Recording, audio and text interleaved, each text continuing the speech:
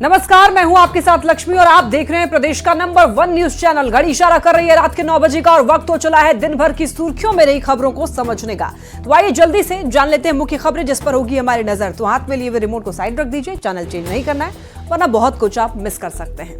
तो आपको समझाएंगे क्या खान सर नेता बनना चाहते हैं, ये सवाल क्यों उठ रहा है ये आपको आगे बताएंगे। इसके बाद मैट्रिक और इंटर टॉपर को कितना पैसा मिलेगा ये भी आपको आगे बताएंगे। और इसके बाद ममता के बयान पर इंडी गठबंधन में हलचल क्यों मचा हुआ ये भी आगे डिटेल में चर्चा करेंगे। इसके बाद दरभंगा के धार्मिक आयोजन में कौन आखिर माहौल बिगाड़ रहा है इस पर भी आगे बात करेंगे। तो बिहार में देखिए 2 दिनों से सबसे बड़ा मुद्दा बना हुआ है बीपीएससी परीक्षा। बीपीएससी परीक्षा में नॉर्मलाइजेशन के मुद्दे पर छात्रों का आंदोलन और छात्रों के समर्थन में उतरे कोचिंग संचालक, क्योंकि खान सर ने छात्रों का तो समर्थन किया ही, उनकी कोचिंग के ऑफिशियल हैंडल पर पुलिस ने गिरफ्तारी की अफवाह उड़ाने का आरोप लगाया है। तो ऐसे में आज सबके जहन में 2 बड़े सवाल उठ रहे हैं। पहला ये कि क्या अब खान सर कोचिंग छोड़कर नेता बनना चाहते हैं, और दूसरा सवाल ये कि जब नॉर्मलाइजेशन की कोई बात ही नहीं थी फिर आंदोलन के लिए छात्रों को किसने भड़काया। देखिए, पटना पुलिस ने शनिवार को कोचिंग संचालक खान सर के ऑफिशियल एक्स अकाउंट पर केस दर्ज कर लिया है। खान सर पर सोशल मीडिया अकाउंट के जरिए अफवाह फैलाने और कानून व्यवस्था बिगाड़ने की साजिश करने और पुलिस की छवि धूमिल करने का आरोप लगाया है। शनिवार को फीवर और डिहाइड्रेशन की वजह से खान सर अस्पताल में एडमिट हो गए।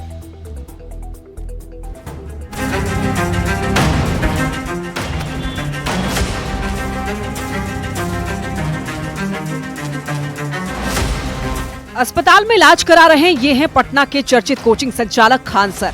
अलग अंदाज में पढ़ाने की वजह से चर्चित खान सर कुछ दिनों पहले सीएम नीतीश से मुलाकात की वजह से चर्चा में आए थे। एक बार फिर खान सर चर्चा में हैं और वजह है शुक्रवार को छात्रों के समर्थन में गर्दनी बाग जाना और उनके ऑफिशियल एक्स अकाउंट से गिरफ्तारी की अफवाह उड़ाने का आरोप। पटना पुलिस ने शनिवार को कोचिंग संचालक खान सर के ऑफिशियल एक्स अकाउंट पर केस दर्ज कर लिया है। खान सर पर सोशल मीडिया अकाउंट के जरिए अफवाह फैलाने, कानून व्यवस्था बिगाड़ने की साजिश करने और पुलिस की छवि धूमिल करने का आरोप है।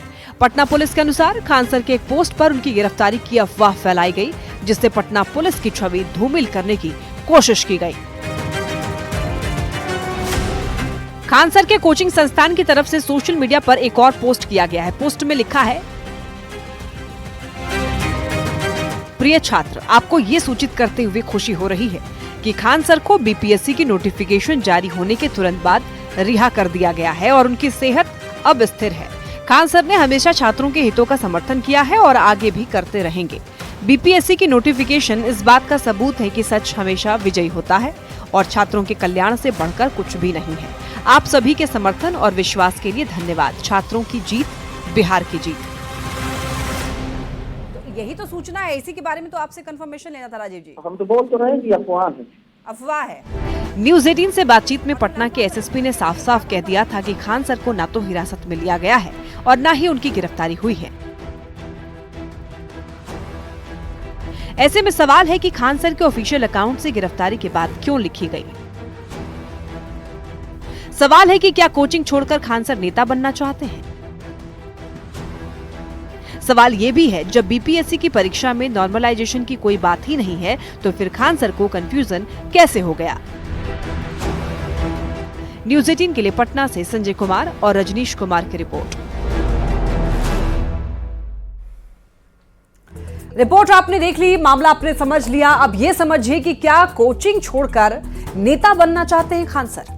ये सवाल इसीलिए उठ रहा है क्योंकि खान सर देखिए बिहार के एक चर्चित कोचिंग संचालक हैं और खान सर के पढ़ाने का जो अंदाज है, जो तरीका है, वो स्टूडेंट्स को काफी ज्यादा पसंद आता है, क्योंकि लोकल लैंग्वेज में बात करते हैं और सारे स्टूडेंट्स से काफी अच्छे तरीके से बात करते हैं। सोशल मीडिया पर खान सर के लाखों फॉलोअर्स हैं। कुछ दिनों पहले खान सर सीएम नीतीश कुमार से भी मिले थे, उनसे मुलाकात की थी और उसके बाद खान सर की मुलाकात जेडीयू के महासचिव मनीष वर्मा से भी हुई थी और अभी खान सर छात्रों के आंदोलन में भी उतर आए हैं। तो खान सर ने गर्दनी बाग में छात्रों के साथ प्रदर्शन किया, उसके बाद खान सर की गिरफ्तारी की अफवाह भी उड़ी। अब पुलिस ने इसके बाद साफ कर दिया कि खान सर गिरफ्तार नहीं हुए हैं, लेकिन उनके ऑफिशियल हैंडल से भ्रामक पोस्ट फैलाया गया। पुलिस का कहना है कि खान सर को इसका खंडन करना चाहिए था। तो ऐसे में अब सवाल ये उठ रहा है कि क्या खान सर नेता बनना चाहते हैं और इसी वजह से ये सब कुछ जो है फैलाया गया, आंदोलन किया गया। क्या ये सब जो है साजिश के तौर पर किया गया, इसीलिए सवाल उठ रहा है। चलिए बढ़ते हैं खबरों में आगे। देखिए, नॉर्मलाइजेशन के विरोध में शुक्रवार को पटना में छात्र सड़क पर उतर गए और इसी दौरान पुलिस ने अभ्यर्थियों पर लाठीचार्ज कर दिया, जबकि बीपीएससी ने यह साफ कर दिया है कि 17वीं बीपीएससी परीक्षा में नॉर्मलाइजेशन लागू नहीं है। तो ऐसे में सवाल ये उठता है कि आंदोलन के लिए छात्रों को किसने भड़काया?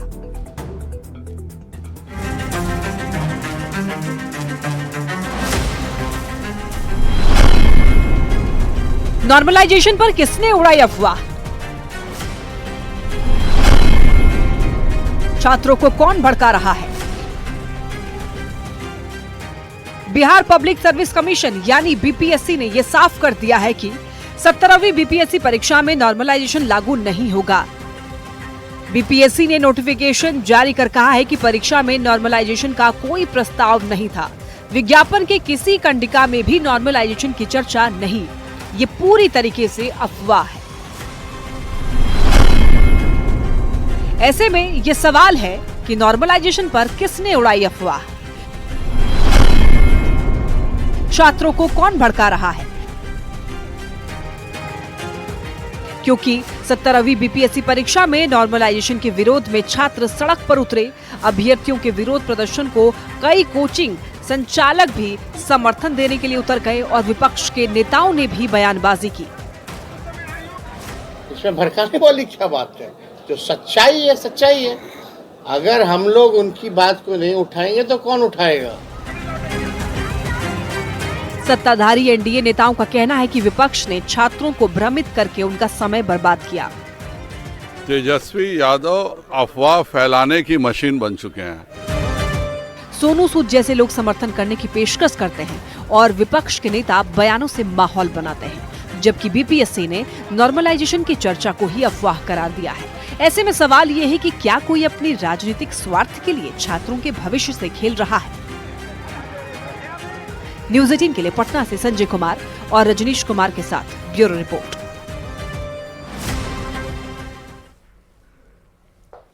इधर बीपीएससी का दावा यह है कि परीक्षा में जिस नॉर्मलाइजेशन पर बवाल मचा, आयोग ने उसकी तो कोई चर्चा ही नहीं की है।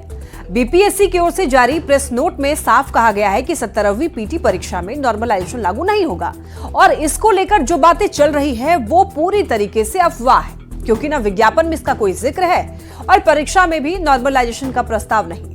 तो आयोग ने साफ साफ लिखा है कि कुछ कोचिंग संचालकों की ओर से अभ्यर्थियों में भ्रम फैलाया गया, जिसके बाद ये स्थिति उत्पन्न हुई।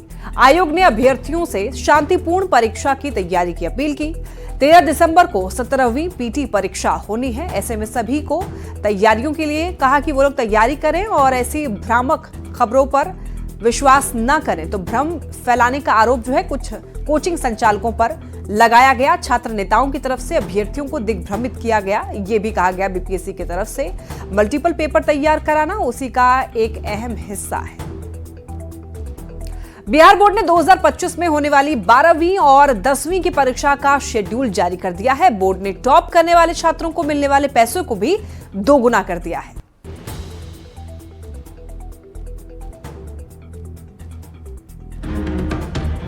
1 फरवरी से 15 फरवरी तक इंटरमीडिएट की परीक्षा होगी और 17 फरवरी से 25 फरवरी तक मैट्रिक का एग्जाम होगा। मार्च अप्रैल में रिजल्ट जारी होगा और इसके बाद सप्लीमेंट्री और विशेष परीक्षा ली जाएगी। मई जून में सप्लीमेंट्री परीक्षा का भी रिजल्ट जारी किया जाएगा। ये जानकारी बिहार बोर्ड की ओर से दी गई है। परीक्षाओं का परीक्षा फल का प्रकाशन मार्च अथवा अप्रैल 2025 तक करने का लक्ष्य रखा गया है। बिहार बोर्ड ने 2025 में होने वाली 12वीं और 10वीं की परीक्षा का शेड्यूल जारी कर दिया है। इंटर परीक्षा के लिए 12,89,601 अभ्यर्थियों ने फॉर्म भरा। वहीं मैट्रिक परीक्षा में 15,81,089 फॉर्म भरा गया।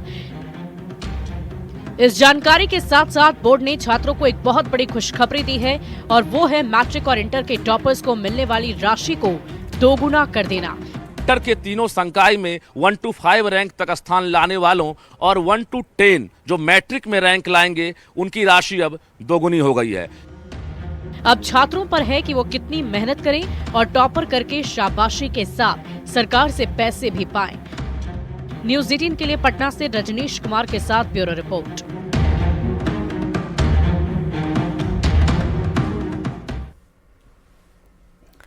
अब देखिए, मैट्रिक के टॉपर्स को सरकार दोगुना पैसा देगी, यानी कि जो राशि है उसको बढ़ा दिया गया है।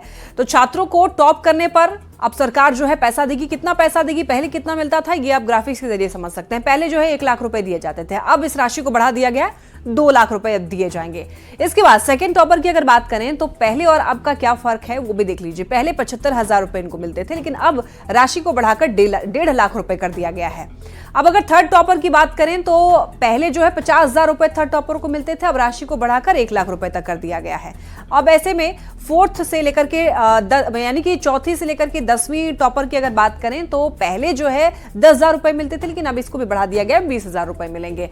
अब अगर इंटर के टॉपर्स की बात कर लें तो यहां पर भी सरकार ने पैसे को दोगुना कर दिया। जो फर्स्ट टॉपर होंगे उनको अब 2 लाख रुपए मिलेगा, पहले 1 लाख रुपए मिलता था, लेकिन अब 2 लाख रुपए कर दिया गया है। वहीं जो सेकंड टॉपर होंगे उनको पहले 75,000 रुपए मिलते थे, अब 1.5 लाख रुपए मिलेंगे। अब अगर थर्ड टॉपर की बात कर लें तो पहले इनको 50,000 रुपए मिलते थे, अब इनको 1 लाख रुपए मिलेंगे। वहीं अगर फोर्थ टॉपर और फिफ्थ टॉपर की बात करें तो पहले इनको 15,000 रुपए मिलते थे, लेकिन अब इनको 20,000 रुपए मिलेंगे। तो ये राशि बढ़ा दी गई है और ये एक अच्छी बात है। चलिए बढ़ते हैं खबरों में आगे। देखिए, पश्चिम बंगाल की मुख्यमंत्री ममता बनर्जी ने इंडिया गठबंधन का नेतृत्व करने की इच्छा जाहिर करके कांग्रेस को बड़ी चुनौती दी है, जिस पर अब सियासत काफी ज्यादा हो रही है। बीजेपी नेताओं का कहना है कि राहुल गांधी पर विपक्ष को भरोसा नहीं है, जबकि ममता और कांग्रेस के नाम पर विपक्ष बटा हुआ दिख रहा है।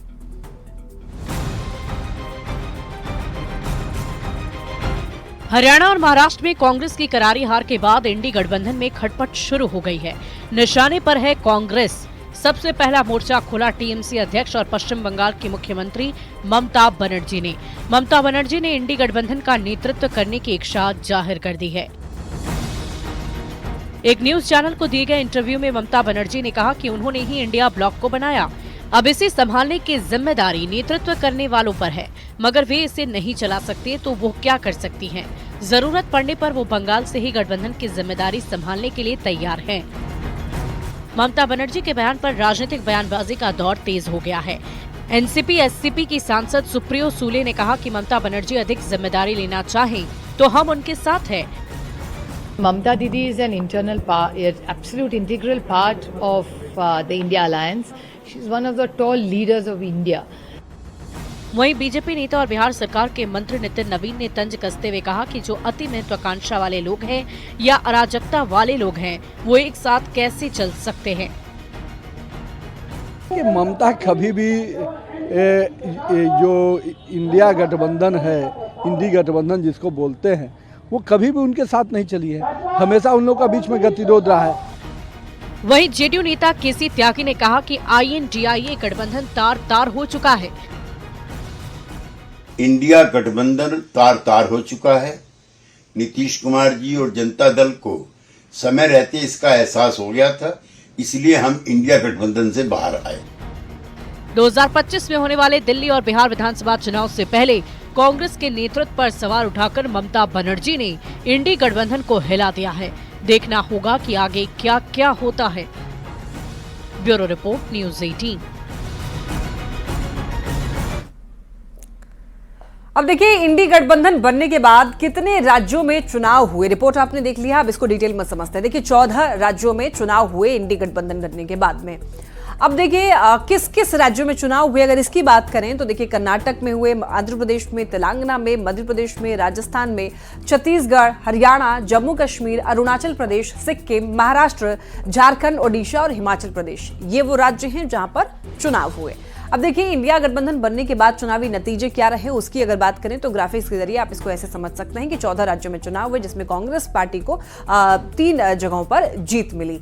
अब देखिए, इंडिया गठबंधन बनने के बाद में 14 राज्यों में चुनाव हुए, तो कांग्रेस की सरकार में और सहयोगियों के साथ में सरकार और इंडिया की सरकार जो है वो कितने राज्यों में रही, अगर उसकी बात करें तो आप समझ सकते हैं। देखिए, कांग्रेस की सरकार 3 जगहों पर, सहयोगियों के साथ मिलकर सरकार 2 जगहों पर बनाया और इंडिया गठबंधन की सरकार जो है वो 5 राज्यों में है। वहीं देखिए अब इंडिया गठबंधन बनने के बाद कहां-कहां कांग्रेस जीती है, इसकी अगर बात करें तो कर्नाटक में, तेलंगाना में, हिमाचल में, ये 3 जगह, ये 3 राज्य हैं जहां पर कांग्रेस को जीत मिली है। उसके बाद देखिए कांग्रेस गठबंधन को कहां-कहां जीत मिली है। इंडिया गठबंधन बनने के बाद कांग्रेस गठबंधन को जीत अगर 14 राज्यों में बात करें तो जम्मू कश्मीर और झारखंड, ये वो 2 राज्य हैं। अब देखिए कितने राज्यों में एनडीए को जीत मिली है इंडिया गठबंधन बनने के बाद, इसकी अगर बात करें तो बता दें आपको 9 राज्यों में एनडीए को जीत मिली है। देखिए इंडिया ब्लॉक बनने के बाद बीजेपी को कितने राज्यों में जीत मिली है, अगर इसकी बात करें तो ये वो 7 राज्य हैं जहां पर जीत मिली है। वहीं इंडिया गठबंधन बनने के बाद कितने राज्यों में अकेले कांग्रेस लड़ी है, इसकी अगर बात करें तो वो 8 राज्य है जहां पर कांग्रेस अकेले लड़ी है चुनाव। अब देखिए जहां कांग्रेस अकेले लड़ी है वहां का रिजल्ट क्या कहता है, उसकी अगर बात करें तो 8 राज्यों में अकेले कांग्रेस लड़ी और वहां पर 5 राज्यों में हार गई और 3 राज्यों में केवल कांग्रेस को जीत मिली। अब देखिए इंडिया गठबंधन बनने के बाद चुनावी नतीजे क्या हैं, उसकी अगर बात करें तो देखिए 9 राज्यों में इंडिया गठबंधन की हार हुई है, तो वहीं जीत की बात करें तो 5 राज्य में इंडिया गठबंधन की जीत हुई है। अब ऐसे में चुनावी नतीजे क्या कहते हैं, इस पर नजर डालते हैं। देखिए बीजेपी बड़े राज्य जीतती रही है और इंडिया गठबंधन की मजबूती जो है वैसे राज्यों में देखने के लिए नहीं मिली है।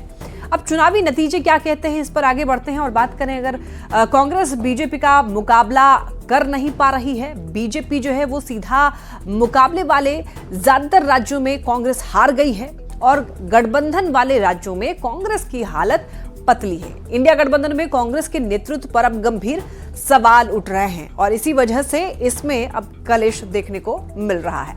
चलिए बढ़ते हैं खबरों में आगे। दरभंगा में राम विवाह झांकी पर पथराव मामले की जांच शुरू हो गई है। सीसीटीवी फुटेज से जांच जारी है और बताया यह जा रहा है कि आयोजकों ने झांकी की अनुमति नहीं ली थी। वहीं दरभंगा में तनाव बढ़ने के बाद इलाके में भारी संख्या में पुलिस बल तैनात कर दिए गए हैं और फिलहाल स्थिति नियंत्रित है। राम झांकी पर किसने की पत्थरबाजी, क्या साजिश के तहत की गई पत्थरबाजी? दरभंगा में कौन बिगाड़ रहा है माहौल?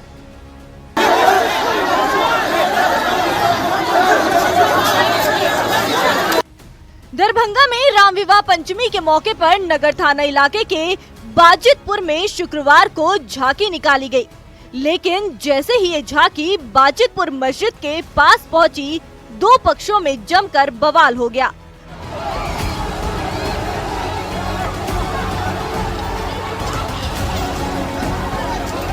बात कहासुनी से शुरू हुई और देखते ही देखते ईंट पत्थर और लाठी डंडे चलने लगे।